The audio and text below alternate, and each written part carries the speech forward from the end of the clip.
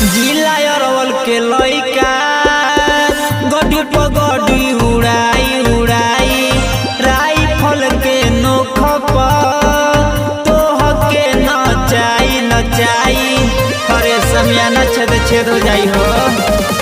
जिला अरवल के लइका गड्डी पर गड्डी उड़ाई उड़ाई राइफल के नोख पर तोह के नचाई नचाई। आज करम फेरा मारी के कुछ न बिगाड़ी आज बान लेवे द पगड़ी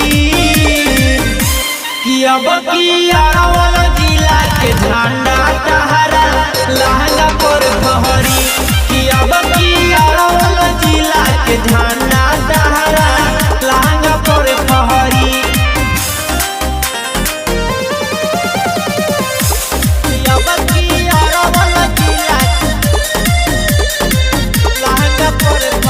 सोनू देहाती संगे पवन रात भर नचाई नचाई विकास संगे भास्कर